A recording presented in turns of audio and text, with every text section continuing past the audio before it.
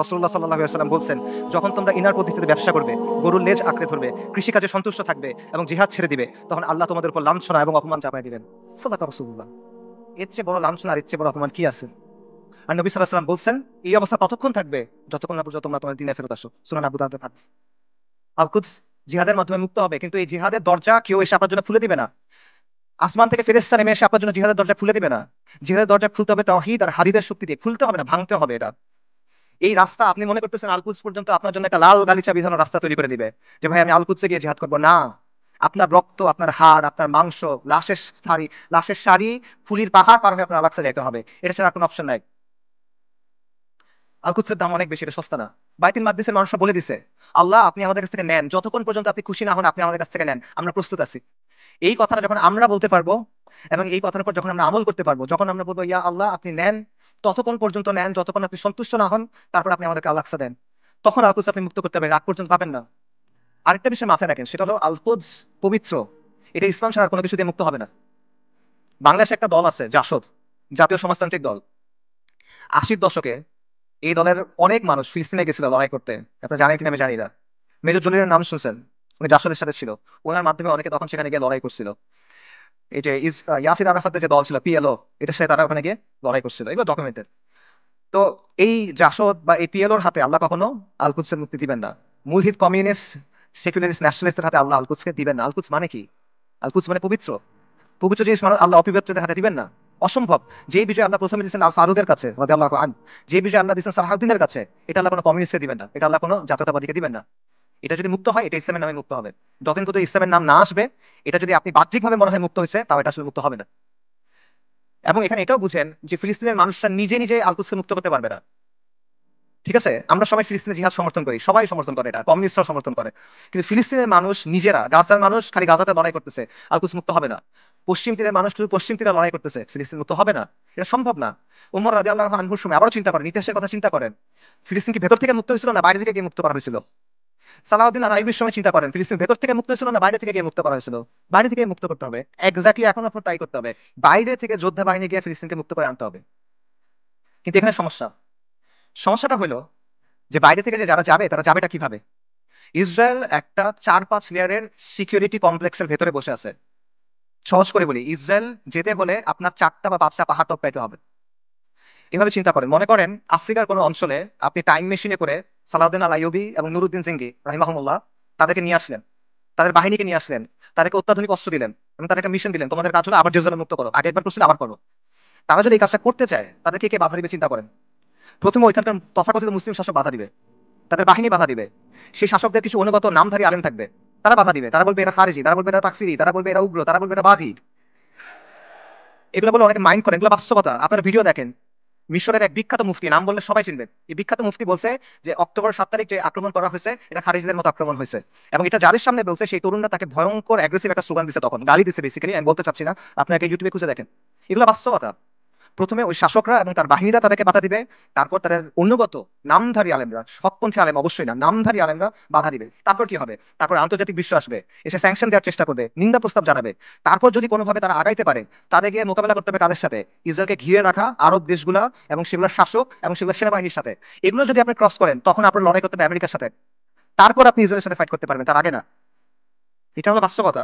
আজকে যদি কোনো সুন্নি রাজনৈতিক শক্তি তৈরি হয়, মনে করেন উত্তর পূর্ব আফ্রিকাতে কোনো সুন্নি দল ইসলামী ইমারত কায়েম করলো, তারা এখন আল-কুদস পর্যন্ত যাইতে চায়, তাদেরকে এই 4-5টা পাহাড় টপকায় ওখানে যেতে হবে। কাজেই আল-কুদসের মুক্তির যে ইস্যু, এটা কোনো নির্দিষ্ট অঞ্চলের ইস্যু না, এটা কোনো লোকাল ইস্যু না, এটা একটা গ্লোবাল ইস্যু। এটা সম্পর্ক পুরো বিশ্ব ব্যবস্থার সাথে। এবং আপনি চিন্তা করে দেখেন যে ইসরায়েল রাষ্ট্র অস্তিত্ব আসলো কিভাবে। 1947 সালে যখন দ্বিতীয় বিশ্বযুদ্ধ শেষ হইলো, যখন মিত্রবাহিনী যুদ্ধে জিতলো, যখন আমেরিকার নেতৃত্বে নতুন বিশ্ব ব্যবস্থা তৈরি হলো, তখন ইসরায়েল রাষ্ট্রের জন্ম হয়েছে। কাজেই যেই আল-কুদস দখল হওয়ার সাথে ইসরায়েল রাষ্ট্র প্রতিষ্ঠিত হওয়ার সাথে সম্পর্ক এই বিশ্ব ব্যবস্থার। কাজে আপনি যদি আল-কুদসকে মুক্ত করতে চান, আপনি যদি ইসরায়েলের মোকাবেলা করতে চান, এই বিশ্ব ব্যবস্থাকে আপনার পরাজিত করতে হবে। এর সহজ কোনো উপায় নেই আসলে। আর যখন আপনি বিশ্ব ব্যবস্থাকে চেঞ্জ করতে যাবেন, ওটা কিরকম হবে? এটা কি একটা নিট এন্ড ক্লিন প্রক্রিয়া হবে? সহজ প্রক্রিয়া হবে? না, এটা রক্তাক্ত প্রক্রিয়া হবে, ব্রুটাল প্রক্রিয়া হবে। পরিবর্তন যত বেশি হয়, সেটা তত বেশি প্রক্রিয়াটা, পদ্ধতিটা তত বেশি রুক্ষ হয়, তত বেশি কঠিন হয়। এটা হলো বাস্তবতা। পৃথিবীর ইতিহাসে কোনো পলিটিক্যাল সিস্টেমের পরিবর্তন শান্তিপূর্ণভাবে হয় নাই। পলিটিক্যাল সিস্টেম, আপনি একটা ওয়ার্ল্ড সিস্টেমের কথা বলতেছেন, ওয়ার্ল্ড অর্ডারের কথা বলতেছেন, এটা শান্তিপূর্ণভাবে হবে না। কিন্তু আমরা এভাবেই চিন্তা করি। আমি চিন্তা করি আমার চাকরি ঠিক থাকবে, আমার ক্যারিয়ার ঠিক থাকবে, আমার স্ট্যান্ডার্ড অফ লিভিং ঠিক থাকবে, সবকিছু ঠিক থাকবে, জিডিপি ঠিক থাকবে, আমার দেশের ইনকাম পার ক্যাপিটা ঠিক থাকবে, মাঝখান দিয়ে আলকুচ মুক্ত হয়ে যাবে। এভাবে হবে না। আমাদের সবাইকে কুরবানি করতে হবে। এটা সস্তা কিছু না ভাই। এটা আপনি সেকুলার ইতিহাস দেখেন, ওয়াহির আলোকে দেখেন, আকলের দিক দিয়ে দেখেন, বাস্তবতার আলোকে দেখেন, আপনি এভাবে মুক্ত করতে পারবেন না। এই পুরো বিশ্ব ব্যবস্থার পরিবর্তনের সাথে এটা জড়িত।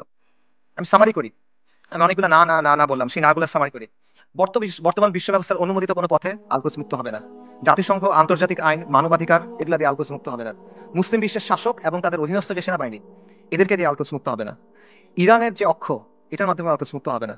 আলকুচের অধিবাসীরা একা একা নিজেরা চেষ্টা করে ভেতর থেকে আলকুচকে মুক্ত করতে পারবে না, তাকে অবশ্যই বাইরে থেকে হেল্প করতে হবে। কিন্তু বাইরে থেকে কেউ যদি হেল্প করতে যায়, তার 4 থেকে 5টা পাহাড় ডিঙায় যেতে হবে। কাজেই ফিলিস্তিনের মুক্তির বিষয়টা এই বিশ্ব ব্যবস্থার পরিবর্তন করা বা বিশ্ব ব্যবস্থাকে দুর্বল করার সাথে সম্পর্কিত। আলকুদসকে মুক্ত করতে হলে অবশ্যই এই বিশ্ব ব্যবস্থাকে দুর্বল হইতে হবে, নইলে এটা সম্ভব না। ইল্লা মাশাআল্লাহ। এবং অবধারিত হবে এই ক্ষেত্রে আপনার অরাজকতা, অস্থিতিশীলতা এবং রক্তক্ষয়ী একটা প্রক্রিয়ার মধ্যে যেতে হবে। এগুলো হলো বাস্তবতা। তাহলে আলকুদসের মুক্তি কিভাবে, সমাধান কিভাবে? আমি বলছি আল-কুদসের মুক্তি কিতাবের মাধ্যমে, জিহাদের মাধ্যমে। এটা আপনারাও জানতেন অনেকে। আজকে এখানে আসার আগে আপনারা অনেকে এটা মনে করতেন যে হ্যাঁ, জিহাদের মাধ্যমে আল-কুদস মুক্ত হবে। শুধু আপনারা না, যেই ছেলেটা মদ খায়, যে মেয়েটা বয়ফ্রেন্ড নিয়ে ঘুরে, সেও দেখেন মনে করে যে আল-কুদস যুদ্ধের মাধ্যমে মুক্তি হবে। আমেরিকার যে কমিউনিস্টরা আছে, যে এলজিবিটি অ্যাক্টিভিস্টরা আছে, এদের মধ্যে অনেকে মনে করে আল-কুদস যুদ্ধ ছাড়া মুক্ত হবে না। আপনারা দেখবেন যে ওদের অনেকে স্লোগান দেয়, from the river to the sea, Palestine will be free. তারা এটা বলে, তারা মনে করে 7ই অক্টোবরের অ্যাটাককে তারা প্রশংসা করে, তারা মনে করে এটা হলো ডিকলোনাইজেশন হচ্ছে, ডিকলোনাইজেশনের সবচেয়ে ভালো রূপ এটা। তো তার বুঝ আর আপনার বুঝে তফাৎ কি? তফাৎটা হলো যে আপনি মনে করছেন যুদ্ধ দিয়ে মুক্ত হবে, আপনার কাছে উত্তরটা আছে, আপনার কাছে গন্তব্যটা আছে, কিন্তু গন্তব্য পর্যন্ত কিভাবে যাবেন এটা আপনি জানেন না। আপনি একটা অঙ্কের উত্তরটা আপনি মুখস্থ জানেন, বাকি আপনাকে বলে দিচ্ছে, আপনি এটা লিখছেন, কিন্তু আপনি অঙ্কটা মিলাই আনতে পারতেছেন না। এটা হলো সমস্যাটা। সো এই কথাগুলো এতক্ষণ আমি যেটা বললাম, যে আমি যে বললাম এভাবে হবে না, এভাবে হবে না, এভাবে হবে না, এটা বলার কারণটা হলো ওই চিন্তার জটগুলো খুলে দেওয়া, যাতে করে আপনার চিন্তাটা স্পষ্ট হয়। আল-কুদসকে মুক্ত করতে হলে অবশ্যই জিহাদ করতে হবে, এবং এটা একটা উম্মাহ কেন্দ্রিক প্রচেষ্টা হতে হবে। এটা কোনো নির্দিষ্ট এক জায়গায় করে আপনি করতে পারবেন না। জিহাদটা শুরু ফিলিস্তিনে হবে না, এটা শেষটা ফিলিস্তিনে গিয়ে হবে। ইতিহাসে এভাবেই বারবার হয়েছে। ওমর ইবনে খাত্তাবের সময় কি হয়েছিল চিন্তা করেন, সালাউদ্দিন আইয়ুবের সময় কি হয়েছিল চিন্তা করেন। শুরুটা কখনোই ফিলিস্তিনে হয় না, শেষটা ফিলিস্তিনে গিয়ে হয়েছে। এবং এই জন্য প্রথমে মুসলিম মেজরিটি দেশগুলো আছে, সেগুলোকে আপনার স্বাধীন করতে হবে। সেকুলার সিস্টেম থেকে বের হয়ে সেখানে ইসলামী শরিয়া আনতে হবে। We must replace this tyrannical puppets with men of God. মুত্তাকিদের দিয়ে ওই জায়গায় ইসলামী শরিয়া আনতে হবে, তা না হলে আপনি মুক্ত করতে পারবেন না। এটা হলো বাস্তবতা। এবং এই পরিবর্তনটা, এটা একটা বৈপ্লবিক পরিবর্তন। এটা ব্যালট বক্স দিয়ে আসবে না, এটা কোনোদিনও ব্যালট বক্সে দিয়ে আসবে না। অনেক চেষ্টা করা হয়েছে, আসবে না। সেটা আফগানিস্তানে যেভাবে আসবে, সব জায়গায় এভাবে আসবে, এটা জরুরি না। স্থান, কাল, পাত্র, প্রেক্ষাপট ভেদে পরিবর্তন আসতে পারে, কিন্তু পরিবর্তনটা বৈপ্লবিক হইতে হবে। এটা আপোষের কোনো পরিবর্তন হলে হবে না। এবং মূল বিষয়টা সিম্পল। কিছু ভূখণ্ডের উপর আহলুস সুন্নাহ ওয়াল জামাত তামকিন লাগবে, শাসন কর্তৃত্ব লাগবে। তারপর সেই ভূখণ্ডগুলোকে ঘাঁটি হিসেবে ব্যবহার করে আপনাকে সামরিক শক্তি তৈরি করতে হবে। তারপর ধাপে ধাপে জিহাদের মাধ্যমে আল-কুদসকে মুক্ত করতে পারবেন। এটা হলো অ্যান্সার। এবং এই তামকিন অর্জনের কাজটা সব মুসলিম ভূখণ্ডে আপনি একসাথে করতে পারবেন না, কারণ সব মুসলিম ভূখণ্ডের অবস্থা এক না। আপনি চিন্তা করেন, বাংলাদেশে ইসলামী ইমারত হওয়া আর সিরিয়াতে ইসলামী ইমারত হওয়া কখনো একরকম না। বাংলাদেশ আর ইসরায়েলের মধ্যে বা আল কুদসের মধ্যে 6টা দেশ আছে: Jordan, Iraq, Iran, Afghanistan, Pakistan এবং মোদির ভারত। আনরিয়ালিস্টিক, আপনি ওখান থেকে কোনো যেতে পারবেন না। কিন্তু সিরিয়ার সাথে ডিরেক্ট বর্ডার আছে। কাজেই এই বাস্তবতা বুঝতে হবে যে কোন জায়গায় ফোকাস করতে হবে, কোন ভাবে কাজ করতে হবে। তবে মূল সমাধান ওই জায়গাতে, যেটা আমি আবারও বলতেছি, আল কুদসের নিকটবর্তী মুসলিম ভূখণ্ডে তামকিন অর্জন করতে হবে, শাসন কর্তৃত্ব অর্জন করতে হবে। তারপর সেগুলোকে কেন্দ্র হিসেবে ব্যবহার করে সামরিক শক্তি বৃদ্ধি করতে হবে। তারপর ধাপে ধাপে জিহাদের মাধ্যমে আল আকসার দরজায় গিয়ে পৌঁছাতে হবে। এটা আপনাদের অনেক কাছে মনে হতে পারে যে ফ্যান্টাসি, আপনাদের অনেক কাছে মনে হতে পারে যে এটা অনেক কঠিন একটা সলিউশন, কিন্তু এটাই সবচেয়ে প্র্যাগম্যাটিক সলিউশন। এবং এটার উদাহরণ ইতিহাস থেকে আছে। আমি আবারও বলতেছি, উমর রাদিয়াল্লাহু আনহুর সময় চিন্তা করেন কিভাবে মুসলিমরা আল আকসা মুক্ত করছিল। প্রথমে মদিনার উপরে শাসন কর্তৃত্ব তামকিন, তারপর জাজিরাতুল আরবের উপরে, তারপর সিরিয়ার কিছু অঞ্চলে, তারপর আল আকসায়। সালাউদ্দিন আইয়ুবের সময় কিভাবে হয়েছে, সিরিয়ার কিছু অঞ্চলে, তারপর মিশরে, তারপর আল আকসায়। এভাবেই হয়েছে। এবং আপনি যদি বলেন যে এটা তো ঠিক আছে, অনেক আগে হয়েছে, বর্তমান সময় এভাবে হবে কিনা, বর্তমান সময় হবে। আপনার সামনে উদাহরণ আছে। ইরানের কথা চিন্তা করেন। ইরানের ব্যাপারে আমরা বলছি যে ইরানের মাধ্যমে এটা মুক্তি হবে না, ইরানের স্বার্থ আমাদের স্বার্থ এক না, ইত্যাদি। বাকি গত 1 বছরে কেউ যদি ইসরায়েলের সাথে কিছু লড়াই করে থাকে, 2-1টা গুলিও করে থাকে, এটা কে করছে? ইরানই তো করছে।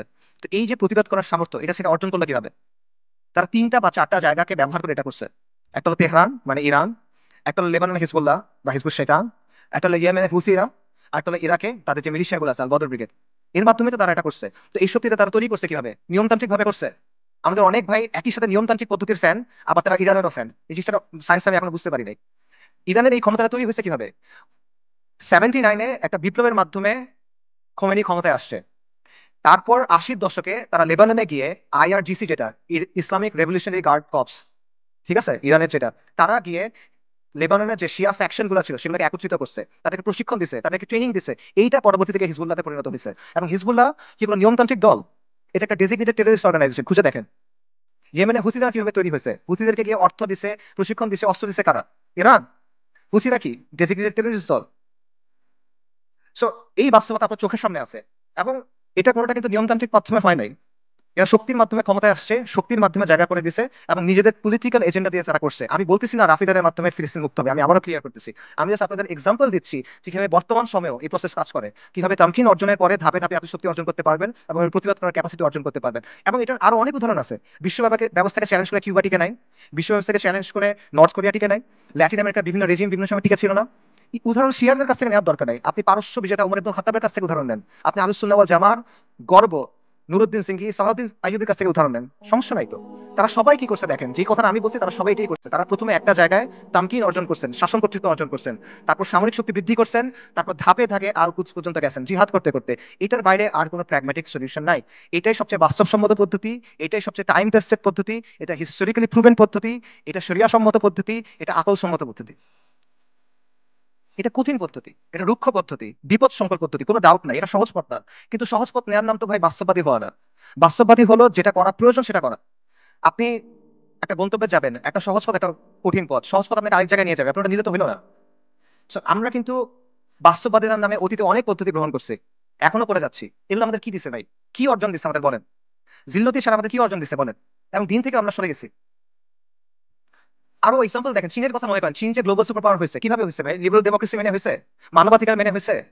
একটা ভায়োলেন্ট রেভলিউশনের মাধ্যমে চাইনিজ কমিউনিস্ট পার্টি শাসন কর্তৃত্ব অর্জন করছে, তামকিন অর্জন করছে। তারপর একটা ওয়ান পার্টি স্টেট বানাইছে, ব্রুটালি শক্ত হাতে শাসন করছে, আজকে সে আমেরিকার কন্টেন্ডার হয়েছে। এটা বাস্তবতা ভাই। চীন তারা কি বিশ্বাস করতে যে জনগণ সব ক্ষমতার উৎস? চীনের বিপ্লবের যাকে স্থপতি বলা হয় মাও সেতুং, তার একটা বিখ্যাত উক্তি আছে, সেটা হলো বন্দুকের নল ক্ষমতার উৎস। পাওয়ার comes from the barrel of the gun. এটা বাস্তবতা। এই বাস্তবতা, political power comes from the barrel of the gun, এটা দুনিয়ার বাস্তবতা। আপনি বাস্তবতা বুঝার পরে বাস্তবসম্মত পলিসি নিতে পারেন। এবং আপনাকে ওই যেটা বলছিলাম, এই পলিসি আপনার নিতে হবে বাস্তবতার নিরিখে, শরিয়ার আলোকে এবং নিজের সামর্থ্য অনুসারে, এবং আপনার শত্রুকে আপনার চিনতে হবে।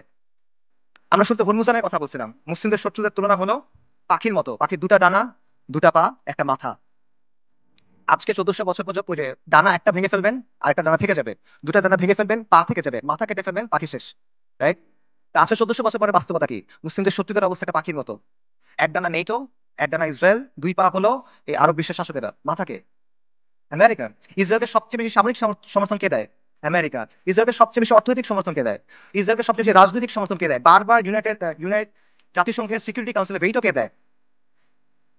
এই শাসকদের মসনদ কে টিকায় রাখে। কাজে আমেরিকাকে রাজি খুশি রেখে, আমেরিকার মনের মতো করে, আমেরিকার বানানো ছকে খেলে, তাদের ঠিক করা নিয়ম মেনে কোনোদিন আওয়ামী লীগ মুক্ত হবে না। এটা পসিবল না। আপনার আমেরিকার কথা চিন্তা করেন, গত 1 বছর ধরে তাদের সাথে যেই ঘটনাগুলো ঘটতেছে সেগুলোর কথা চিন্তা করেন।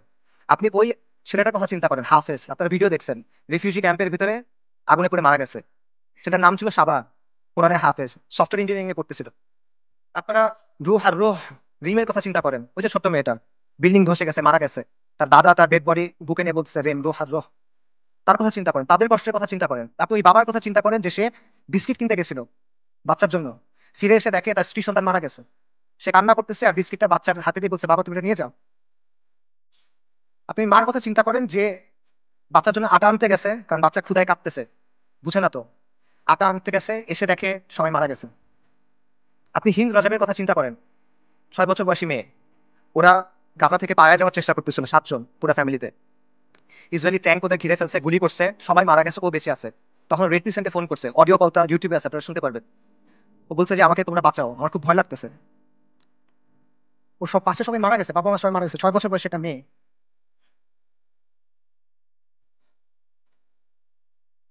এবং শেষ পর্যন্ত 12 দিন পরে ওর ডেড বডি যখন পাওয়া গেছে, দেখা গেছে ওর পুরো ফ্যামিলির ডেড বডি, আর ওর আশেপাশে যে প্যারামেডিক গুলা ওকে বাঁচাতে আসছিল তারাও মারা গেছে, তাদেরকে মেরে ফেলছে ইসরায়েল। ওই 3 বোনের কথা চিন্তা করেন, 3 বোন, 3টা ছবি। প্রথম ছবিটা হলো যুদ্ধের আগে, 3 বোন সেলফি তুলছে হাসি খুশি। পরের ছবিটা হলো যুদ্ধের সময়, 2 বোন, পেছনে ধ্বংসস্তূপ, 1 বোন মারা গেছে।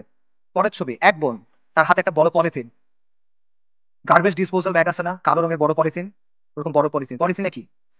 তার বোনের ডেড বডি, পুরো বডি নাই, ছিন্ন বিচ্ছিন্ন হয়ে গেছে ওই ডেড বডি। গাজায় একটা হসপিটাল আছে খান ইউনুস, খান ইউনুসে একটা অ্যাম্বুলেন্স আসছে, অ্যাম্বুলেন্স থেকে একটা বাচ্চা নামছে, 10-11 বছর বয়স, ওর কাছে একটা ব্যাকপ্যাক, ওখান থেকে রক্ত পড়তেছে। আল জাজিরা সাংবাদিক জিজ্ঞেস করছে যে এখানে তোমার এখানে রক্ত পড়তেছে কেন, তোমার ব্যাগে কি? বলছে আমার ভাই।